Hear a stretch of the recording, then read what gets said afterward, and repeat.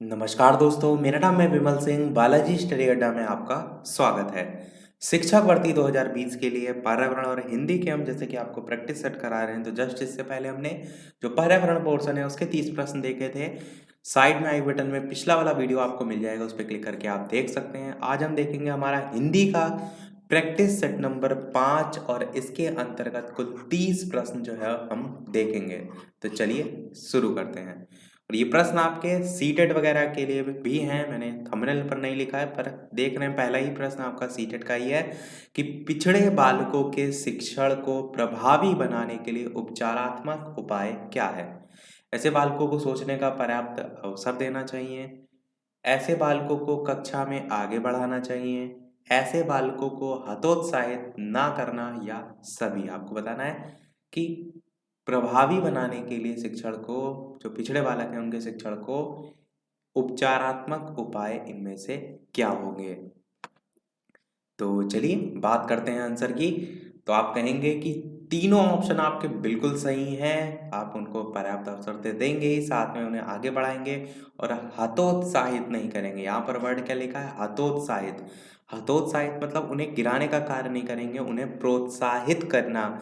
देखिए, प्रोत्साहित होता है बढ़ाने के संदर्भ में, हतोत्साहित होता है गिराने के संदर्भ में। तो हतोत्साहित ना करना लिखा है, तो उपरोक्त सभी जो है आपका बिल्कुल सही हो जाएगा। 32 प्रश्न देखते हैं। भाषा शिक्षण में पाठ्य पुस्तक जो है वो अनावश्यक है। आप कहेंगे बिल्कुल नहीं।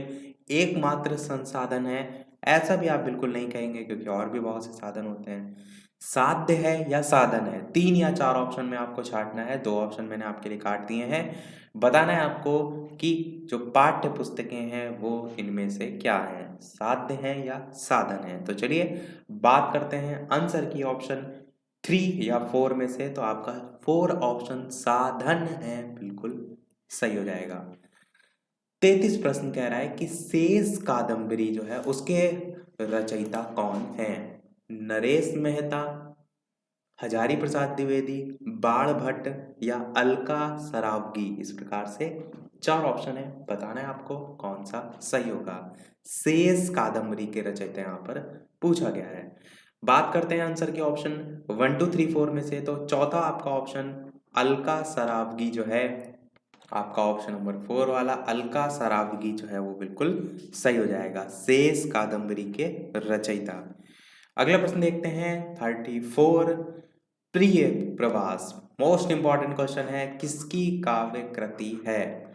4 ऑप्शन है, बताना है आपको कि मैथिली शरण गुप्त की है, अयोध्या सिंह उपाध्याय हरिऔध जी की हैं, श्रीधर पाठक की हैं, या रामधारी सिंह दिनकर जी की हैं। तो इस प्रकार से 4 ऑप्शन है, बताना है आपको ऑप्शन ABCD में से 1 2 3 4 में से कौन सा सही होगा। चलिए बात करते हैं आंसर की।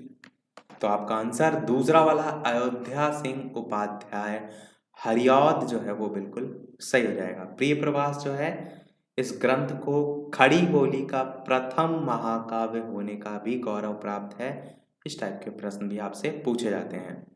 अगला प्रश्न 35 कह रहा है आत्मजयी के रचयिता जो है वो हैं श्रीकांत वर्मा है, नरेश मेहता है, कुंवर नारायण है, या मुक्तिबोध है। इस प्रकार से 4 ऑप्शन है, बताना है आपको आत्मजयी के रचयिता जो है वो कौन है। तो 4 ऑप्शन में से बात करते हैं आंसर की। तो आपका तीसरा ऑप्शन कुंवर नारायण, तो आपका ऑप्शन कुंवर नारायण सही हो जाएगा। आत्मजयी के रचयिता जो है कुंवर नारायण है। अगला प्रश्न 36 है कि सन्मार्ग का संधि विच्छेद क्या होगा। सत प्लस मार्ग होगा, सन प्लस मार्ग होगा, सत्य प्लस मार्ग होगा, या सनत प्लस मार्ग होगा। तो पहले भी मैंने आपको बताया ऑप्शन काटना सीखिए। सन्मार्ग का सत्य प्लस मार्ग कभी भी नहीं होगा, सनत भी बिल्कुल नहीं होगा। पहला और दूसरा ऑप्शन है, इन्हीं में से हो सकता है। स्पष्ट तौर पर आपको समझ में आ रहा है, मार्ग अलग होगा, सत्य भी हो सकता है, सन भी हो सकता है। इस प्रकार के संधि विच्छेद काफी आपने कभी देखे भी होंगे। तो चलिए बात करते हैं अब आंसर की, कौन सही होगा। तो पहला वाला आपका सत्य प्लस मार्ग, यही बिल्कुल सही हो जाएगा, सन्मार्ग का संधि विच्छेद। अगला देखते हैं हमारा प्रश्न 37। अभ्युदय जो है इसका संधि विच्छेद क्या होगा। अभि प्लस दय होगा, अभि प्लस उदय होगा, अभि प्लस उदय होगा या अभी प्लस दय, इस टाइप से साथ में विसर्ग भी लगा हुआ है। अलग अलग ऑप्शन के अकॉर्डिंग बताना है आपको कि कौन सा सही होगा। तो आंसर की बात करें option A B C D में से, तो दूसरा आपका ऑप्शन अभी प्लस उदय, ये वाला बिल्कुल सही हो जाएगा। एक चीज का ध्यान दीजिए, यहाँ पर अभी में विसर्ग नहीं लगता है, इस चीज को ध्यान रखिएगा। तो अभ्युदय का संधि विच्छेद क्या हो जाएगा, अभी प्लस उदय जो है आपका हो जाएगा। अच्छा, प्रश्न यहाँ से एक ये भी तो पूछा जा सकता है कि इसमें कौन सी संधि होगी, तो आप क्या कहेंगे, यण संधि आपकी जो है वो हो जाएगी। 38 प्रश्न है आपका, परमेश्वर में समास बताना है, द्विगु द्वंद्व कर्मधारय या बहुब्रीहि, चार ऑप्शन में छांटना है आपको कौन सा सही होगा। वीडियो पसंद आया तो सभी लोग वीडियो को लाइक भी अवश्य कर दीजिएगा, ताकि इसी प्रकार अच्छे अच्छे प्रश्न हम आपको आगे भी प्रैक्टिस कराते रहें। तो परमेश्वर में आपको समास बताना है, तो option A B C D में से कौन सा सही होगा। चलिए बात करते हैं आंसर की। परमेश्वर में समास, तो आपका ऑप्शन नंबर तीसरा कर्मधारय समास बिल्कुल सही हो जाएगा। कर्मधारय समास में वह समास जिसका पहला पद विशेषण होता है, दूसरा पद विशेष्य होता है, या कह सकते हैं पूर्व पद और जो उत्तर पद होता है उसमें उपमान उपमेय का संबंध माना जाता है, वहां आपका कर्मधारय समास होता है। अब जैसे मैं आपसे कहूँ चरण कमल, तो कमल के समान चरण, या नील गगन, तो नील है, नीला है जो गगन। तो इसी प्रकार परमेश्वर का करेंगे तो क्या है, परम है जो ईश्वर, तो है जो करके है वो आपका कर्मधारय में आता है। तो तीसरा ऑप्शन आपका बिल्कुल सही हो जाएगा। कई लोग यहाँ पर गलती करके बहुब्रीहि को लगा देंगे, तो ये गलती ना करिएगा, आपका यही होगा कर्मधारय।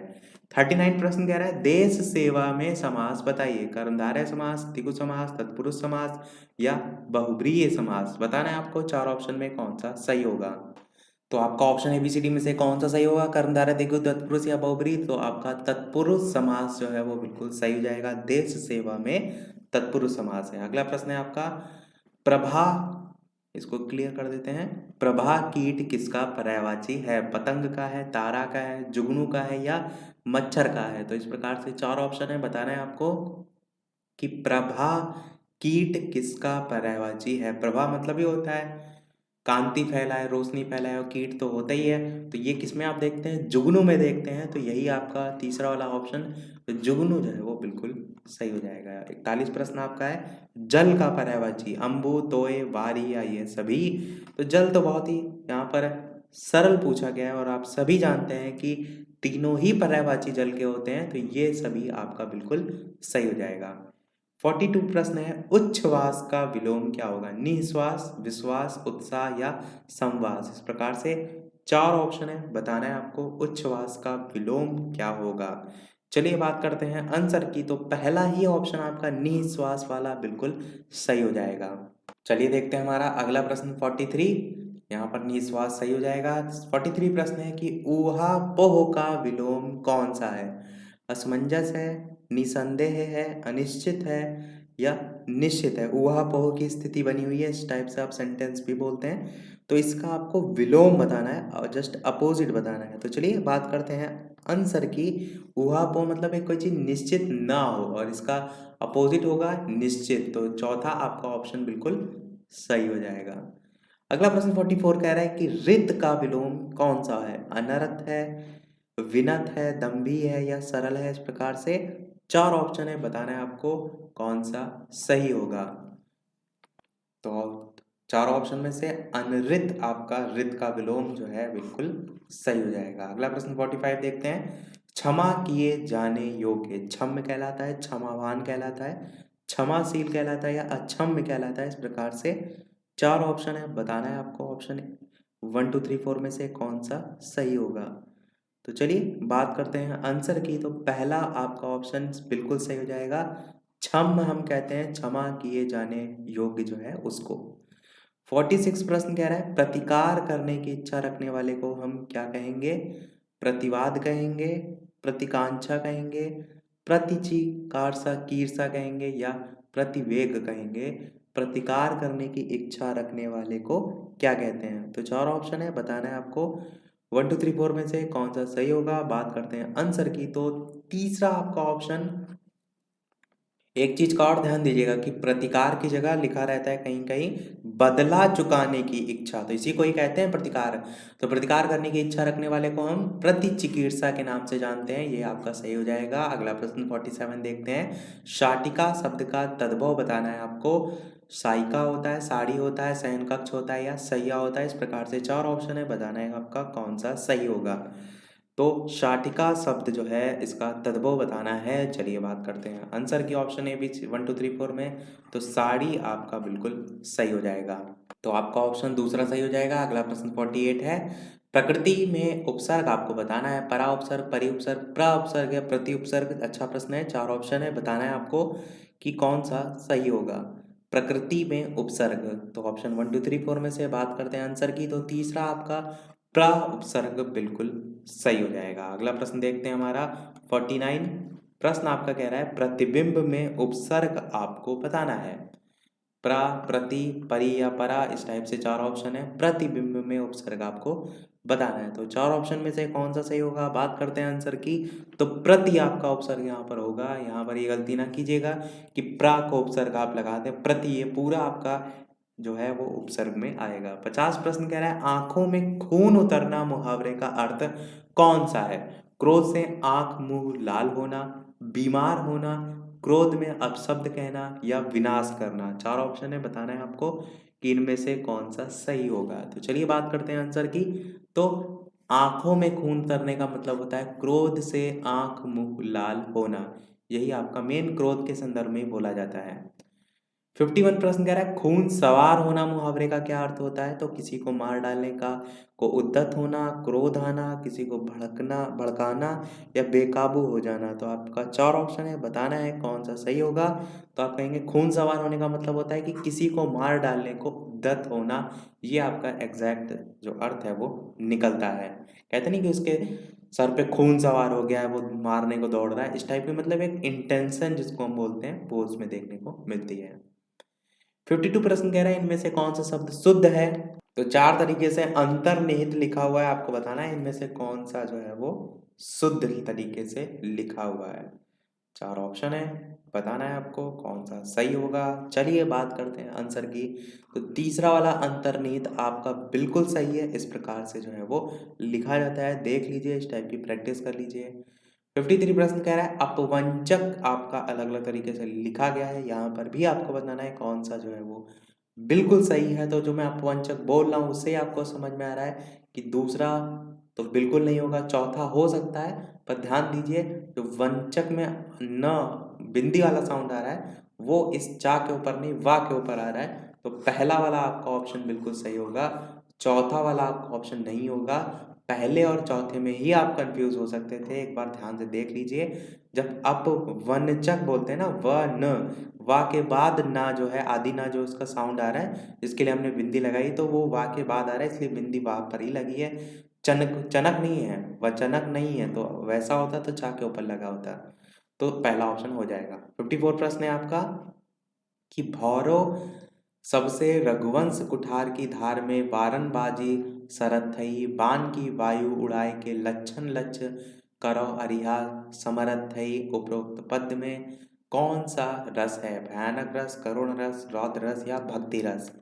तो 4 ऑप्शन में से कौन सा सही होगा, बात करते हैं आंसर की। तो आपका रौद्र रस बिल्कुल सही हो जाएगा। यूपी टेट के सब प्रीवियस ईयर के क्वेश्चन है, तो वहीं से ये यहाँ पर प्रश्न रखे गए हैं। अगला प्रश्न 55। यहाँ पर कुछ पंक्तियाँ दे रखी हैं, पद आपको बताना है। सवैया, दोहा, कुंडलिया या चौपाई में से कौन सा सही होगा। सौवे कित चकोर तू सफल करे किन नैन, इस टाइप से पंक्तियां हैं। मैं पूरी नहीं पढ़ के बता रहा हूँ, डायरेक्ट आंसर की हम बात करेंगे।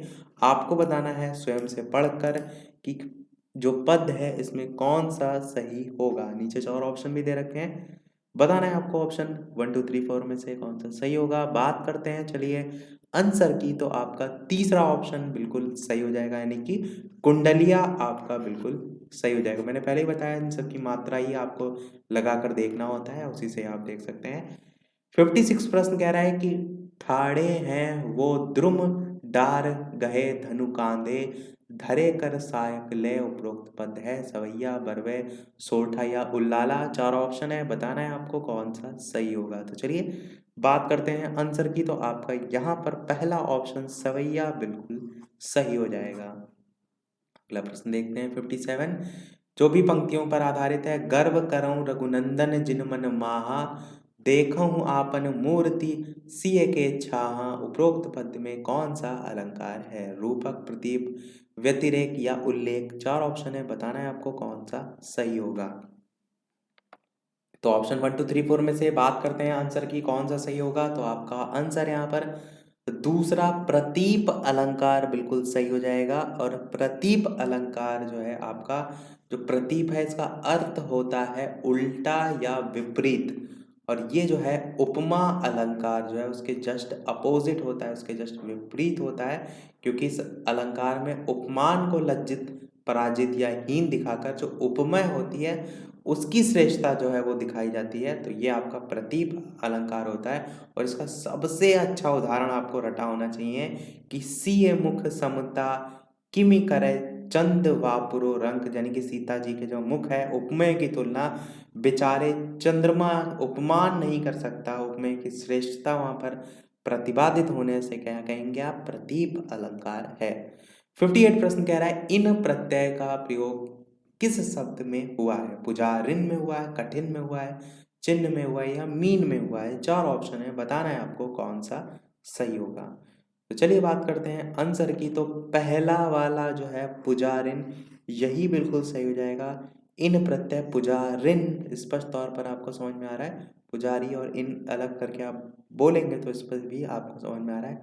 पहला आपका ऑप्शन बिल्कुल सही हो जाएगा।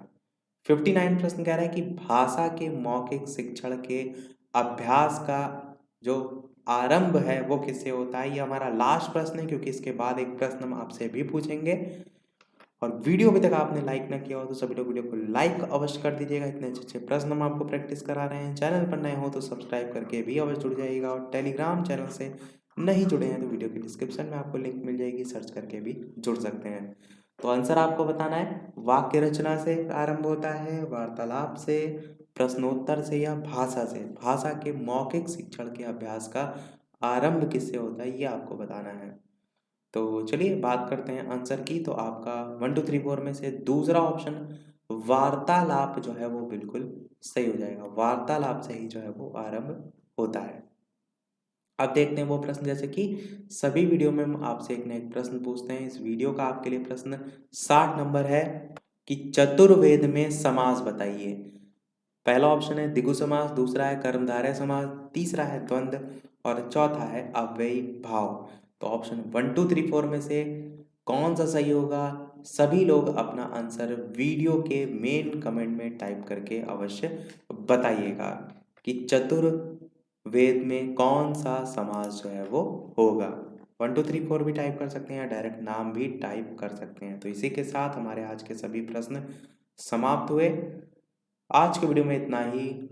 वीडियो पसंद आया हो तो लाइक अवश्य कीजिएगा, चैनल पर नए हो तो सब्सक्राइब जरूर कीजिएगा। चलिए मिलते हैं अगले वीडियो में नए टॉपिक के साथ। तब तक के लिए नमस्कार। Thank you for watching.